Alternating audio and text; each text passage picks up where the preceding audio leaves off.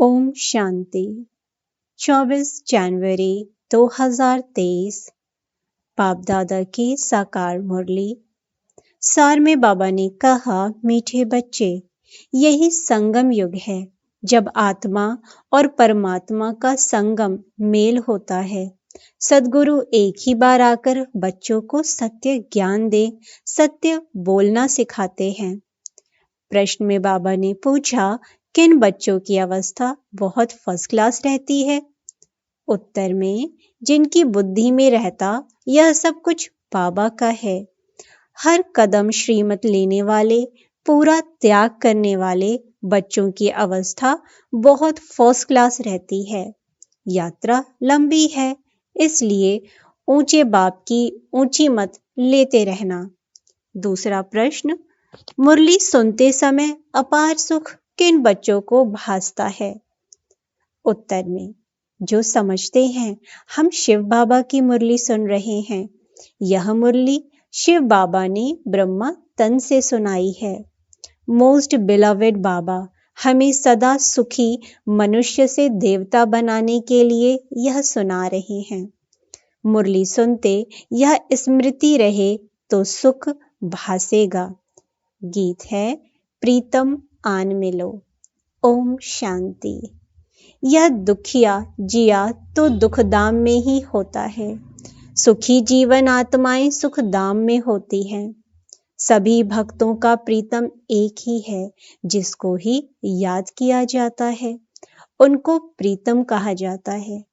याद करते हैं जब दुख होता है। यह कौन बैठ समझाते हैं? सच्चा सच्चा प्रीतम, सच्चा बाप, सच्चा टीचर, सच्चा सतगुरु। सभी का प्रीतम वह एक है, परंतु प्रीतम आता कब है यह कोई नहीं जानते। प्रीतम खुद आकर अपने भक्तों को, अपने बच्चों को बताते हैं कि मैं आता ही हूं सिर्फ संगम युग पर एक बार। मेरा आना और जाना, उसका जो बीच है उसको संगम कहा जाता है। और सभी आत्माएं तो बहुत बारी जन्म मरण में आती हैं। मैं एक ही बार आता हूँ। मैं सद्गुरु भी एक ही हूँ। बाकी गुरु तो अनेक हैं। उन्हों को सद्गुरु नहीं कहेंगे, क्योंकि वह कोई सत्य नहीं बोलते। वह सत परमात्मा को जानते ही नहीं। जो सत्य को जान जाते हैं वह हमेशा सत्य बोलते हैं। वह सद्गुरु है ही सत बोलने वाला सच्चा सतगुरु, सच्चा बाप, सच्चा शिक्षक। खुद आकर बताते हैं कि मैं संगम युग पर आता हूँ। मेरी आयु इतनी ही है। जितना समय मैं आता हूँ, पतितों को पावन बनाकर ही जाता हूँ। जब से मेरा जन्म हुआ तब से मैं सहज राजयोग सिखाना आरंभ करता हूँ। फिर जब सिखाकर पूरा करता हूँ तो पतित दुनिया विनाश को पाती है और मैं चला जाता हूँ। बस मैं इतना ही समय आता हूँ। शास्त्रों में तो कोई टाइम है नहीं। शिव बाबा कब जन्म लेते हैं, कितना दिन भारत में रहते हैं, यह बाप स्वयं ही बैठ बताते हैं कि मैं आता ही हूँ संगम पर। संगम युग की आदि, संगम युग का अंत, गोया मेरे आने की आदि जाने की अंत। बाकी मध्य में बैठ मैं राजयोग सिखाता हूँ। बाप खुद ही बैठ बताते हैं कि मैं इनकी ही वानप्रस्थ अवस्था में आता हूँ। पराये देश और पराये तन में तो मेहमान हुआ ना। मैं इस रावण की दुनिया में मेहमान ठहरा। इस संगम युग की महिमा बड़ी भारी जबरदस्त है। बाप आते ही हैं रावण राज्य का विनाश कर राम राज्य की स्थापना करने। शास्त्रों में दंत कथाएं बहुत लिख दी हैं। रावण को जलाते आते हैं। सारी सृष्टि इस समय जैसे लंका है। सिर्फ सीलान को लंका नहीं कहा जाता। यह सारी सृष्टि रावण के रहने का स्थान है। वह शोक वाटिका है। सभी दुखी हैं। बाप कहते हैं मैं इसको अशोक वाटिका अथवा हेवन बनाने आता हूँ। हेवन में सभी धर्म तो होते नहीं, वहां था एक ही धर्म जो अभी नहीं है। अब फिर से देवता बनाने राजयोग सिखला रहा हूँ। सभी तो नहीं सीखेंगे। मैं भारत में ही आता हूँ। भारत में ही स्वर्ग होता है। क्रिश्चियन लोग भी हेवन को मानते हैं, कहते हैं left for heavenly abode. God father के पास गया, बाकी हेवन को थोड़े ही समझते हैं। हेवन अलग चीज है। तो बाप समझाते हैं कि मैं कब और कैसे आता हूँ।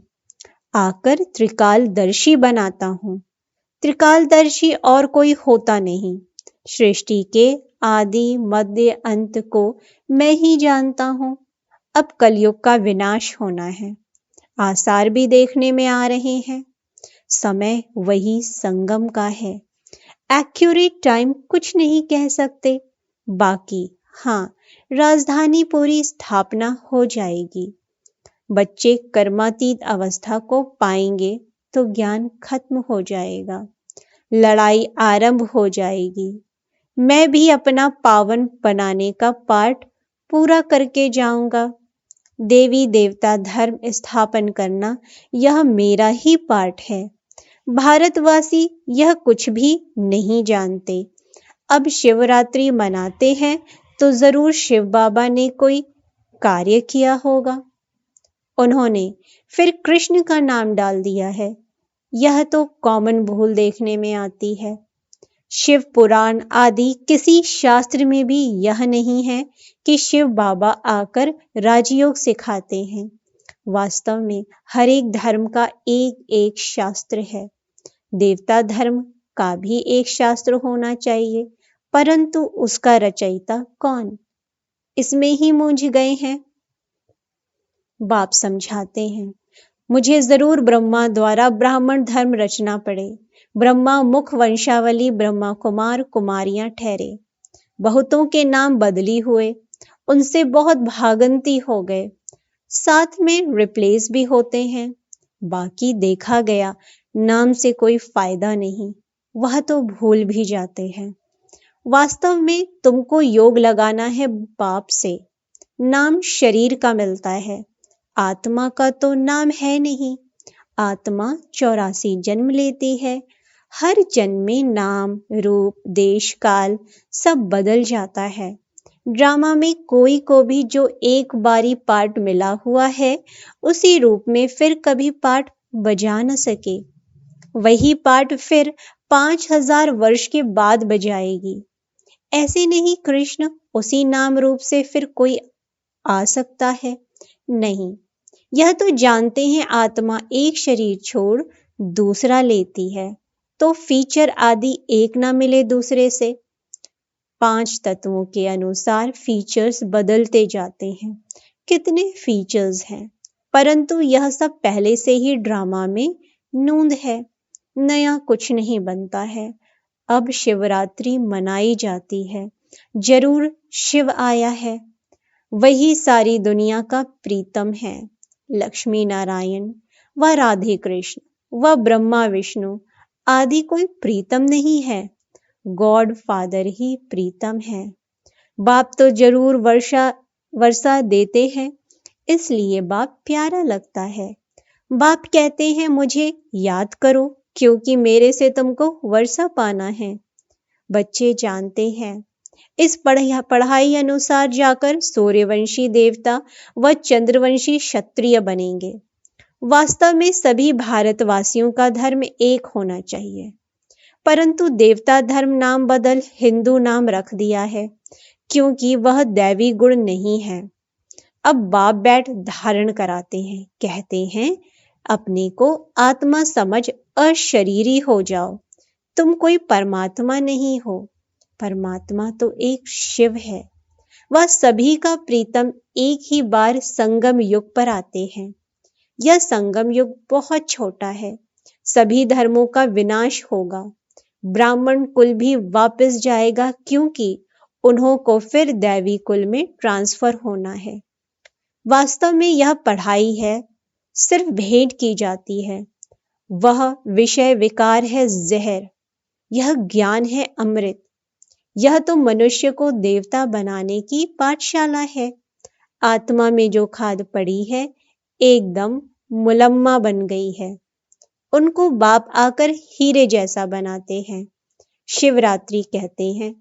रात्रि में शिव आया, परंतु कैसे आया, किसके गर्भ में आया या किस शरीर में प्रवेश किया? गर्भ में तो आते नहीं है, उनको शरीर का लोन लेना पड़ता है। वह जरूर आकर के नरक को स्वर्ग बनाएंगे, परंतु कब और कैसे आते हैं यह किसको पता नहीं है। शास्त्र तो बहुत पढ़ते हैं, परंतु मुक्ति, जीवन मुक्ति तो किसको मिलती नहीं है, और ही तमो प्रधान बन गए हैं। सो तो सभी को जरूर बनना है। सभी मनुष्य को स्टेज पर जरूर हाजिर होना है। बाप आते ही हैं अंत में, उनकी ही सब महिमा गाते हैं कि तुम्हारी गति मत तुम ही जानो। तुम्हारे में क्या ज्ञान है, कैसे तुम सदगति करते हो, सो तो तुम ही जानो। तो वह श्रीमत देने आएगा तो जरूर ना, परंतु कैसे आते हैं, किस शरीर में आते हैं, वह कोई जानते नहीं। खुद कहते हैं साधारण तन में मुझे आना है। मुझे ब्रह्मा नाम भी जरूर रखना पड़े, नहीं तो ब्राह्मण कैसे पैदा हो। ब्रह्मा कहाँ से आए, ऊपर से तो नहीं आएगा। वह है सूक्ष्म वतनवासी अव्यक्त संपूर्ण ब्रह्मा। यहाँ तो जरूर कहते हैं मैं भी ड्रामा में बंधा हुआ हूँ। यहाँ तो जरूर व्यक्त में आकर रचना रचनी पड़े। हम अनुभव से बता सकते हैं। इतना समय आते और जाते हैं। बाप कहते हैं मैं भी ड्रामा में बंधा हुआ हूँ, और मेरा पार्ट भी सिर्फ एक बार आने का है। भल दुनिया में उपद्रव बहुत होते रहते हैं, उस समय कितना ईश्वर को पुकारते हैं, परंतु मुझे तो अपने समय पर ही आना है, और आता भी हूँ वानप्रस्थ अवस्था में। यह ज्ञान तो बड़ा सहज है, परंतु अवस्था जमाने में मेहनत है, इसलिए कहेंगे मंजिल बड़ी ऊंची है। बाप नॉलेजफुल है तो जरूर उसने बच्चों को नॉलेज दी है। तब तो उनका गायन है, तुमरी गत मत तुम ही जानो। बाप कहते हैं मेरे पास जो सुख शांति का खजाना है वह बच्चों को ही आकर देता हूँ। यह तो माताओं पर अत्याचार आदि होते हैं, यह भी ड्रामा में नोंद है। तब तो पाप का घड़ा भरेगा। कल्प कल्प ऐसे ही रिपीट होता है। यह बातें भी तुम अभी जानते हो, फिर भूल जाएंगे। यह ज्ञान सतयुग में होता नहीं। अगर होता तो परंपरा चलता। वहां तो प्रारब्ध है जो अभी के पुरुषार्थ से पाते हैं। यहाँ के पुरुषार्थ वाली आत्माएं वहां होती हैं, दूसरी आत्माएं वहां होती नहीं। जिनको ज्ञान की दरकार रहे, यह भी जानते हैं कोई विरला निकलेगा, बहुत अच्छा अच्छा भी करेंगे। समझो विलायत वाला कोई बड़ा आदमी निकलता है, समझता है, परंतु कहाँ भट्टी में रहेंगे, क्या समझेंगे। कहेंगे बात तो ठीक है, परंतु पवित्र नहीं रह सकते। अरे इतने सब पवित्र रहते हैं, शादी कर इकट्ठे रहकर भी पवित्र रहते हैं, तो उन्हों को इनाम भी बहुत मिलता है। यह भी रेस है, उस रेस में फर्स्ट नंबर जाने से 4-5 लाख मिलेंगे। यहाँ तो 21 जन्मों के लिए पूरी राजाई मिलती है, कम बात है। यह मुरली तो सब बच्चों के पास जाएगी, टेप में भी सुनेंगे, कहेंगे शिव बाबा ब्रह्मा तन से मुरली सुना रहे हैं। अथवा बच्चियां सुनाएंगी तो कहेंगे शिव बाबा की मुरली सुनाते हैं, तो बुद्धि एकदम वहां जानी चाहिए। वह सुख अंदर से भासना चाहिए। मोस्ट बिलवेड बाबा हमको सदा सुखी मनुष्य से देवता बनाते हैं, तो उनकी याद बहुत रहनी चाहिए, परंतु माया याद को ठहरने नहीं देती। त्याग भी पूरा चाहिए। यह सब कुछ बाबा का है। यह अवस्था फर्स्ट क्लास रहनी चाहिए। बहुत बच्चे हैं जो श्रीमत लेते रहते हैं, श्रीमत में जरूर कल्याण ही होगा। मत भी ऊंची है, यात्रा भी लंबी है, फिर तुम इस मृत्यु लोक में नहीं आएंगे। सतयुग है ही अमर लोक। उस दिन बाबा ने बहुत अच्छी रीति समझाया कि वहां तुम मरते नहीं हो, खुशी से पुराना चोला बदल नया लेते हो। सर्प का मिसाल है तुम्हारे लिए, भ्रमरी का भी तुम्हारे ऊपर मिसाल है, कछुए का भी तुम्हारा मिसाल है। सन्यासियों ने तो कॉपी की है। भ्रमरी का मिसाल अच्छा है, विष्टा के कीड़े को ज्ञान की भू भू कर परिस्तानी परिजादा बनाते हो। अभी पुरुषार्थ अच्छी तरह करना है, ऊंच पद अथवा अच्छा नंबर लेना है तो मेहनत भी करनी है, भल धंधा आदि भी करो, वह टाइम छूट है, फिर भी टाइम बहुत मिलता है।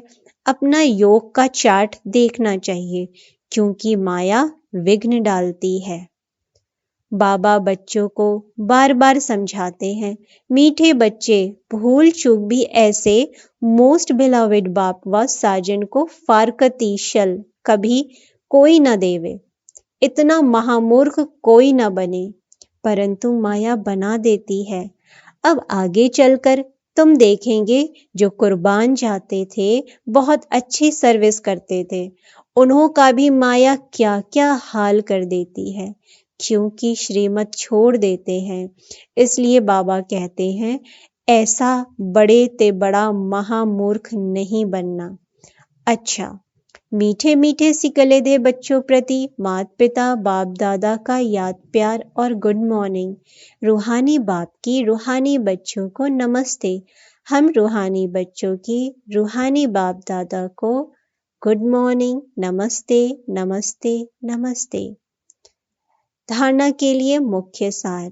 पहला नंबर, बाप द्वारा जो सुख शांति का खजाना मिला है वह सबको देना है। ज्ञान से अपनी अवस्था जमाने की मेहनत करनी है। दूसरा नंबर, दैवी गुण धारण करने के लिए देह भान को भूल अपने को आत्मा समझ अशरीरी बन एक प्रीतम को याद करना है। आज का वरदान है, विशेषता के बीज द्वारा संतुष्टता रूपी फल प्राप्त करने वाली विशेष आत्मा भव। विशेषता के बीज द्वारा संतुष्टता रूपी फल प्राप्त करने वाली विशेष आत्मा भव। इस विशेष युग में विशेषता के बीज का सबसे श्रेष्ठ फल है संतुष्टता। संतुष्ट रहना और सर्व को संतुष्ट करना, यही विशेष आत्मा की निशानी है। इसलिए विशेषताओं के बीज अथवा वरदान को सर्व शक्तियों के जल से सींचो तो बीज फलदायक हो जाएगा। नहीं तो विस्तार हुआ वृक्ष भी समय प्रति समय आए हुए तूफान में हिलते हिलते टूट जाता है, अर्थात आगे बढ़ने का उमंग, उत्साह, खुशी व रूहानी नशा नहीं रहता। तो विधि पूर्वक शक्तिशाली बीज को फलदायक बनाओ। स्लोगन है आज का, अनुभूतियों का प्रसाद बांटकर असमर्थ को समर्थ बना देना, यही सबसे बड़ा पुण्य है।